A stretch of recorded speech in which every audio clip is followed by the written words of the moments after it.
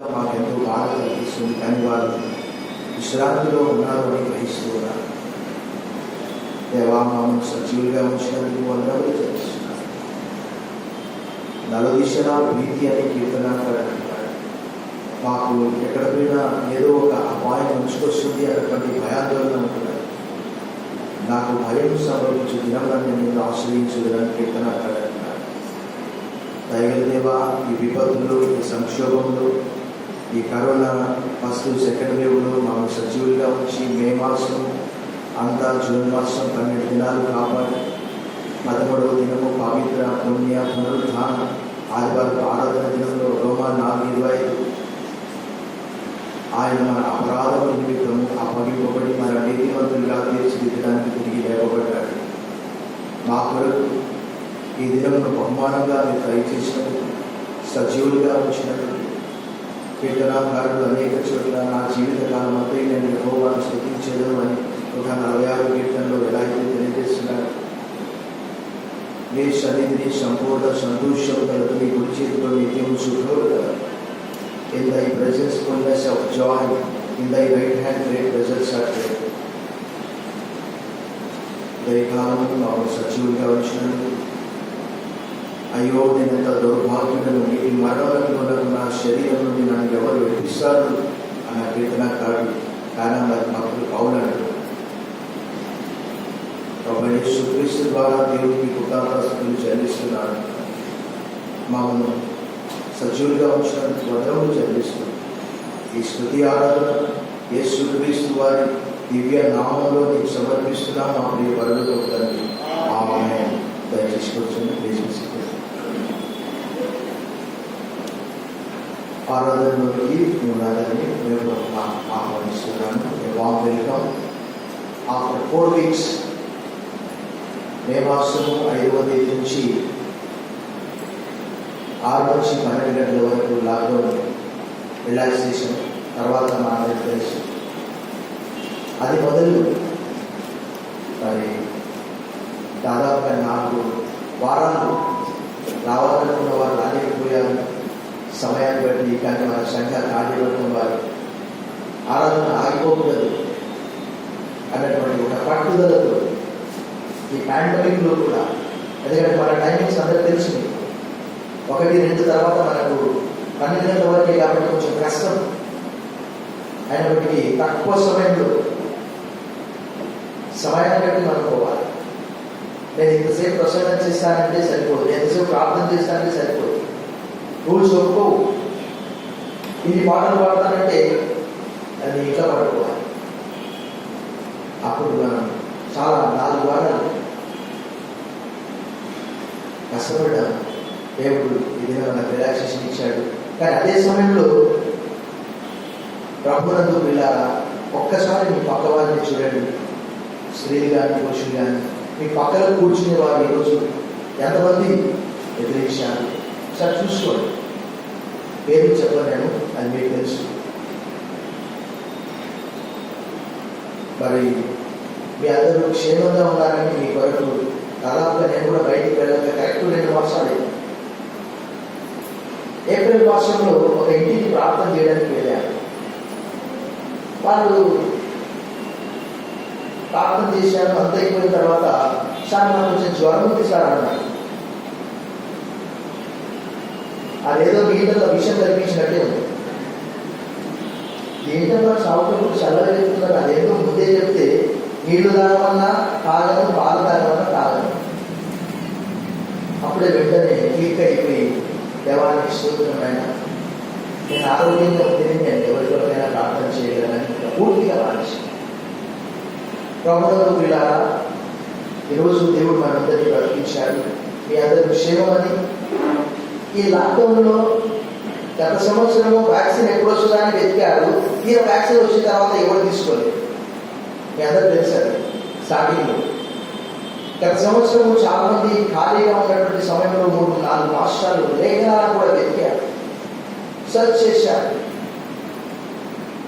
మరి మీరు కూడా, నేను ప్రత్యేకంగా మిమ్మల్ని కోరేది ఏంటంటే,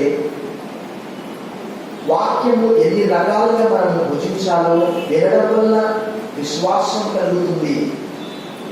Faith comes by hearing. అపోస్తలుడైన పౌలు రోమాపత్రిక 10:17లో తెలియజేశారు. కాగా వినుట వలన విశ్వాసం కలుగును, వినుట క్రీస్తును గురించిన మాట వలన. యోబేమన్నాడు, ఇంతకాలం నేను విన్నాను, నీ గురించి నేను విన్నాను, కానీ ఈ దినం నన్ను చూసి భయం చెప్తూ ఉంటాను. కాబట్టి వినడం వల్ల ఈరోజు దేవుడు మనకు 24 గంటల అవకాశం ఇచ్చాడు. ఒక్కసారి ఆలోచన చేస్తే, ఆరోగ్యంగా ఉన్నప్పుడు లోకాల మీద పోయి ప్రార్థన చేయలేక, కంటిచూపు బాగున్నప్పుడు వాక్యం చదవలేక, శవుడు వచ్చిన తర్వాత వాక్యం వినాలని, కంటిచూపు తగ్గిన తర్వాత వాక్యం చదవాలని, ఆ మోకాల మీద కూర్చునే పరిస్థితి దాటిపోయిన తర్వాత మోకాల మీద ఉండాలని, ఆ మందిరానికి వెళ్ళాలన్నటువంటి ఆశ ఉన్నది. కానీ అప్పటికి చేత కాక మరొకరు, ఎందుకంటే యేసు ప్రభువు పేతురుతో ఏమన్నాడు, నీవు ముసలివాడమైనప్పుడు, వృద్ధుడమైనప్పుడు ఏం జరుగుతుందంటే, నీకు ఇష్టం కానటువంటి చోటికి నీవు మోసుకొని పోకూడదు. మన ఇంట్లో ఒక వృద్ధుడు ఉన్నాడు. ఆయన మేమందరం పోతున్నాం, నువ్వు రానంటే రానంటే ఆ వృద్ధుడికి మంచి చెడు ఎవరు చూస్తారు కాబట్టి పట్టి కారు వేసుకొని. కాబట్టి దేవుడి వాక్యం ఈరోజు నేను ఎంతో సీరియస్గా చెప్తున్నాను. భక్తుల అనుభవమే కీర్తన. భక్తుల అనుభవము, అనుభూతి, వారి కష్టము, నష్టము, బాధ, దుఃఖము, శత్రు భయము, ప్రాణ భయము, అపాయము, ఆపద, స్తుతి, ఘనత, అందులోనే సృష్టికర్తని ఘనపరచడం, ఇవన్నీ కూడా ఉన్నాయి. కీర్తనలు అంటే దాని అర్థం ఏంటంటే, భక్తుల మనస్సులో దేవుని గురించి పాడినటువంటి పాటలు. మనం పాడడానికి రాక కొన్ని పాడుతున్నాము. 150వ పాట పాడతాము, 18వ పాట పాడతాము, మొదటి పాట కూడా పాడతాము, ఇంకా చాలా పాటలు మనం పాడతాము. అన్ని మనకు రాక కొన్ని చదువుకుంటాం. ఈ కీర్తనలు అనేవి మనం చూస్తే, కీర్తనల గ్రంథం ప్రత్యక్షంగా ప్రభు మనతో మాట్లాడతాడు. ఎవరి బైబిల్ ఓపెన్ చేసినా ఎక్కువగా నలిగిపోయినటువంటి పుస్తకం ఏది అంటే కీర్తనలు. కొంతమంది అడిగితే వాళ్ళు చెప్తుంటారు, సార్ నేను కీర్తన చాలా మాత్రమే చదువుతా. కోర్స్ వచ్చిందే కానీ అలా చదువు. ఉదయకాలము భక్తుడు దావీదు ఎక్కువ కీర్తనలు రాశాడు. అందులో ఈ దినం మనం 119వ కీర్తన మనం చదువుకున్నాం. 169 నుంచి 176 వరకు కొంత సమయం మనం వాక్యం యొక్క ప్రాముఖ్యత, దేవుడి యొక్క ప్రాముఖ్యత, దేవుడు మనం ఎందుకు ప్రకటిస్తున్నాడు, మనం చేయవలసినటువంటి విధులు ఏమిటి అన్నటువంటి లేఖన భాగాన్ని మనము చూసాం. ఈ గ్రంథంలో 119వ కీర్తన 175వ వచనం వైపు త్రిపోవాలని కోరుతూ ఉన్నాను. The book of Psalms 119 verse 175. అందరూ కలిసి ఈ లేఖనాన్ని ఒకసారి చదువుకుందాం. నాతో పాటు అందరూ కూడా ఒకేసారి చదువుదాం. 119వ కీర్తన 175వ వచనాన్ని అందరూ కలిసి ఒకే వారు చదువుదాం. నీవు నన్ను బ్రతికింపుము, నేను నిన్ను స్తుతించదను, నీ న్యాయ విధులు నాకు. ప్రభునందు దేవుడైనటువంటి వాళ్ళ ఇంతసేపు నేను చెప్పాను, దేవుడు మనందరికీ తెలుసు. బైబిల్ అంతట్లో కూడా మరి మన పక్కవారు నిద్రించారంటే వాళ్ళు చెడ్డవారు, మన మంచివారు అని కాదు. బ్రతికి ఉన్నటువంటి వారే ఏదైనా చేయగలరు. మనం ఉదయం లేచాము, ప్రార్థన చేసుకున్నాము, వాక్యము చదివాము, అల్పాహారం తీసుకున్నాము, లేక సిద్ధపడాము, ఫ్రెష్ అప్ అయ్యాము, ఆలయానికి రాగలిగామంటే దాని అర్థం ఏంటంటే మనం బ్రతుకున్నామని అర్థం. అదే సమయంలో మనం ఆరోగ్యంగా ఉన్నామని కూడా అర్థం. ఇక్కడ కీర్తనకారులు మీరు 119వ కీర్తనలో చూస్తే అద్భుతమైనటువంటి మాటలు అక్కడ కీర్తనకారుడు 119వ కీర్తన అంతా కూడా రాస్తూ ఉన్నాడు. 119వ కీర్తనకు మారు పేరు ఏంటంటే వాక్యము. వాక్యాన్ని శాసనములు, కట్టడలు, విధులు, ఆజ్ఞలు, ధర్మశాస్త్రము అని కైకొంటున్నాడు, లేక దాన్ని ఉచ్చరిస్తూ ఉన్నాడు. ఆజ్ఞలు, కట్టడలు, విధులు, ధర్మశాస్త్రము, ఆంగ్లంలో అయితే డిగ్రీస్, ప్రిసెప్ట్స్, లా అని ఇంకా రకరకాల స్టాట్యూట్స్ అనే మాట ఉంటుంది. ఇక్కడ కూడా కీర్తనకారుడు అంటున్నాడు, నీవు నన్ను బ్రతికి. ప్రపంచ వ్యాప్తంగా ఎంతమంది చనిపోయారు? దాదాపుగా 38 లక్షలు. ఒక్క భారతదేశంలోనే 4 లక్షలకు కొంచెం తక్కువగా ఉండవచ్చు. మన ప్రియులు, మన ఇరుగు పొరుగు వారు, నాకు బాగా జ్ఞాపకం ఉన్నది. జనవరి మాసం 2020 ఇక్కడ ప్రతి గురువారం విజ్ఞాపన ప్రార్థన చేస్తాము దేవుడా. చైనాలో ఈ కరోనా వచ్చిందని ఒక 30 మంది చనిపోయిందని ప్రార్థన రాసుకున్నారు అంతే. ఎంతమంది? 30 మందిని రాసుకున్నారు. ఈరోజు ఎంతమంది? 38 లక్షల మంది. వారిలో ఆ సంఖ్యలో మనందరినీ ఉంచినందుకు దేవుడికి స్తోత్రం చెల్లించి చప్పట్లు కొట్టండి. కానీ భక్తుడు అంటున్నాడు, నేను ఎప్పుడు స్తుతించగలుగుతానంటే నీవు నన్ను బ్రతికించినప్పుడే, నన్ను ఆరోగ్యంగా ఉంచినప్పుడే. అంటే నా ద్వారా నేను ఇంకా ఏదో ఒక పని చేయించాలని ఇష్టపడుచున్నావు. నా పొరుగు వారికి ఆశీర్వాదకరంగా, నా వీరికి ఆశీర్వాదకరంగా, నా సంఘం కొరకు, నా దేవుని మహిమ కొరకు నేను జీవించాలి. కాబట్టి అప్పుడే నేను స్తుతించగలను. భక్తుడు కీర్తనలు అంతట్లో కూడా చెప్తున్నాడు. 68వ కీర్తనలో ఒక అద్భుతమైనటువంటి మాట రాయబడినది. నేను ఎక్కువగా దాన్ని తలస్తూ ఉంటాను. 68వ కీర్తన ఒకసారి తీయండి. 68వ కీర్తన 20వ వచనం. దేవుడు మా పక్షమున పూర్ణ రక్షణ కలుగ చేయు దేవుడై ఉన్నాడు, మరణము తప్పించుడా. వార్తాపత్రికల్లో చూస్తే నిన్న దిన ఒక సహోదరుడు తెలంగాణ నుంచి ఫోన్ చేశాడు. ఇంతకుముందు పనిచేసినటువంటి సంఘానికి సంబంధించిన వ్యక్తి. వాళ్ళ నాన్న చనిపోయాడు. వాళ్ళ అమ్మ వాళ్ళ చెల్లెలు భర్త ఇద్దరు చనిపోయారు. ఆ బిల్లు 24 లక్షలైంది. సరే, వాళ్ళకి ఏదో రాజకీయ ప్రోద్బలం కొంచెం ఇన్ఫ్లుయెన్స్ చేసి ఆ శవాలకు 18 లక్షల రూపాయలు ఇచ్చి తీసుకొచ్చారు. ఎన్ని లక్షలు ఇచ్చారు? 18 లక్షలు ఇచ్చారు ఆ సహోదరుడు. చూడండి, చనిపోయినటువంటి వారు ఏమైనా చేయగలరా? చెప్పండి. నిద్రించినటువంటి వారు ఏమైనా చేయగలరా? భక్తుడు అంటున్నాడు, అద్భుతమైనటువంటి లేఖన భాగాలు ఏదైనా మనం చదువుదాం. 119వ కీర్తన 77వ చరణాన్ని మనం చదువుదాం. 77 119వ కీర్తన 77. నీ ధర్మశాస్త్రము నాకు సంతోషకరము, నేను బ్రతుకున్నట్లు నీ కరుణ కటాక్షములు నాకు కలుగునుగాక. చెప్పబడి మన బ్రతకాలకి ఏం కావాలట? ఒక చిన్న కోర్స్ వాడతాను. నీ తోడు లేక, నీ ప్రేమ లేక, ఇలలో పాడి నిలువలేదు. నీ తోడు లేక, నీ ప్రేమ లేక, ఇలలో పాడి నిలువలేదు. అడవి పువ్వులే నీ ప్రేమ నందరా, అడవి పువ్వులే నీ ప్రేమ నందరా.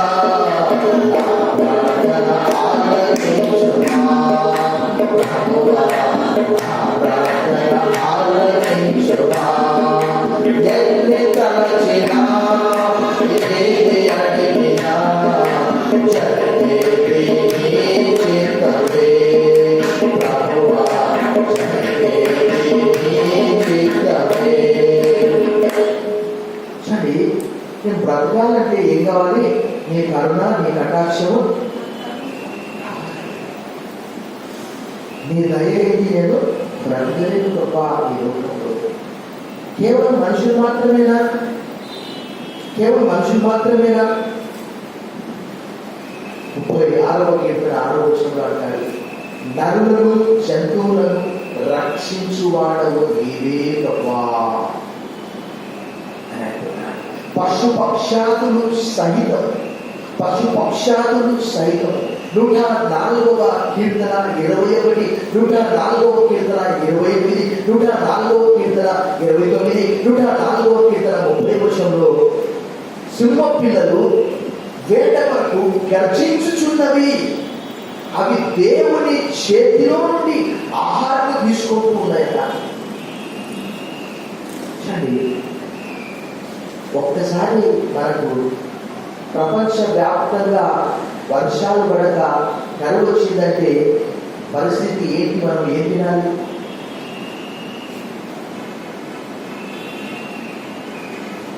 ఆహార కొరత వస్తుంది. అందుకే 33వ కీర్తన 18వ కీర్తనాకారుడు ఒక మంచి మాట అక్కడ రాస్తున్నాడు. చెప్పండి, 33వ కీర్తన 18వ చదవండి.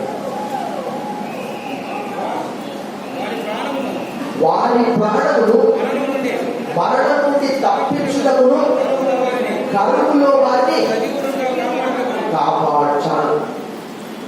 మరణం నుండి తప్పించడానికి, కరువులో సజీవులుగా ఉంచడానికి దేవుడు సమర్థుడు. కరువు వస్తే మనందరికీ తెలుసు, పెద్ద వయసు వారికి తెలుసు, భారతదేశంలో వచ్చినటువంటి కరువు. నేను బ్యాప్టిస్ట్ సంఘ చరిత్ర చదువుతూ ఉన్నప్పుడు మిషనరీస్ ఈ ప్రాంతానికి వచ్చారు. ఇక్కడ అంటే కావాలి. అక్కడ 1904 లేక 1908 ఆ సంవత్సరాల్లో భయంకరమైనటువంటి కరువు వచ్చింది. అప్పుడు బకింగ్హామ్ కాలువ త్రవ్వించాలి. దాని కొరకు కేవలం భోజనం కొరకు అనేక మంది కార్మికులుగా, శ్రమజీవులుగా మారారు. భక్తుడు ఇక్కడ అంటున్నాడు, నీవు నన్ను బ్రతికించు, నీ కృప నాకు కావాలి, నీ కటాక్షం నాకు కావాలి, నీ కరుణ నాకు కావాలి. చనిపోయినటువంటి వారు, మృతి నొందినటువంటి వారు, పాతాళంలో ఉండేవారు ఏమీ చేయలేరు. మృతులు మౌన స్థితిలోనికి దిగిపోవారు, నేను స్తుతించలేరు. పాతాళంలో నీకు స్తుతి కలగదు అని కీర్తనకారుడు 30వ కీర్తన 115వ కీర్తన 17, యెషయా గ్రంథం 35:19 అంటాడు. సజీవులే కదా నేను. చాలా మంది ఇప్పటికి కూడా ఇంకా ఒక ఆధ్యాత్మిక నూతన జీవితాన్ని పొందుకోలేక దేవానికి స్తోత్రము అని చెప్పుకోలేనటువంటి పరిస్థితుల్లో ఉంటున్నారు. అదేంటో తప్పైనట్టు, అదేంటో సిగ్గైనట్టు, అదేంటో ఎవరు చేయలేనటువంటిది చేస్తూ ఉన్నట్టు భావిస్తూ ఉన్నారు. కీర్తనాకారుడైతే అడుగడుగునా ఇందాక మనం 77వ చరణాన్ని చదివాము. ఒకసారి అదే 119వ కీర్తన 28వ వచనం చూడండి. 88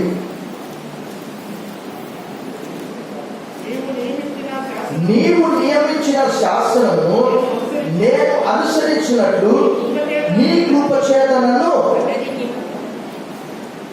కృప అంటే అగ్నికి అంటే దేవా అంటే నాకు చూస్తాను. ఒకనొక సందర్భంలో మనస్సే లాంటి దుష్టరాజు, ఆహాబు లాంటి దుష్టరాజు ఎంత క్రూరులు అంటే అంత క్రూరులు. ఆహాబు అంటే విగ్రహాలను దగ్గర చేశాడు. మనస్సే కూడా యెరూషలేము దేవాలయంలో సాక్షాత్తు దేవుడు ఉండవలసినటువంటి ఆ చోట కూడా బయలు వచ్చాడు. అయినప్పటికీ కూడా చిన్న ప్రార్థన అతనికి దేవుడు చూపించినటువంటి ఒక గొప్ప కృప. దేవా ఈ ఒక్కసారి నన్ను క్షమించు నాయనా అన్నాడు. దేవుడు అతన్ని జ్ఞాపకం చేసుకొని ఆ బంధకాల నుంచి విడిపించినప్పుడు అక్కడ రాయబడ్డ అద్భుతమైనటువంటి మాట ఏంటి అంటే, యెహోవా దేవుడై ఉన్నాడని తెలుసుకున్నాడు. మనకు కూడా మన జీవితంలో బైబిల్ అంతట్లో కూడా జ్ఞాని తన జ్ఞానం బట్టి, శూరుడు తన శౌర్యం బట్టి, ఐశ్వర్యవంతుడు తన ఐశ్వర్యము బట్టి అతిశయింపకూడదు. అతిశయించువాడు దేన్ని బట్టి అతిశయించాలి అంటే, భూమి మీద కృప చూపుచు నీతి న్యాయములను జరిగించువాడు నేను అని తెలుసుకొని ఆనందించడం వల్ల వాటి వల్ల నేను సంతోషిస్తున్నాను. వారు అక్షేపడాలి. నా దేవుడు గొప్పవాడు అనేటువంటి విషయం వారు. అంతేగాని ఇంకా కొందరు గొర్రెలను బట్టి, కొందరు రథములను బట్టి అతిశయపడుతుంది. మనమైతే ప్రభువైన యెహోవాను బట్టి అతిశయపడతాం. కీర్తనలు 27 ఇక్కడ కూడా అంటున్నాడు, నీవు నియమించిన శాస్త్రం నేను అనుసరించినట్లు నీ కృపచేత నన్ను బ్రతికిన వాడే కదా ఏదైనా చేయగలరు. బ్రతికిన వాడే కదా, బ్రతికిన వాడి నోటనే కదా ఆయన స్తోత్రం ఉంటున్నది. ఆయన గొప్పతనము, ఆయన ఘనత, ఆయన కీర్తి. 146 కీర్తనలు నేను బ్రతుకుకాలం అంతా కూడా, నా జీవిత కాలం అంతా కూడా నేను యెహోవాను స్తుతిస్తూనే ఉంటాను. 146 కీర్తన 2వ వచనం లేక మొదటి 2 చరణాలు కూడా మనం చూద్దాం. యెహోవాను స్తుతించండి, నా ప్రాణమా యెహోవాను స్తుతింపు. నా జీవిత కాలం అంతయు నేను యెహోవాను స్తుతించెదను. నేను బ్రతుకుకాలం అంతయు నా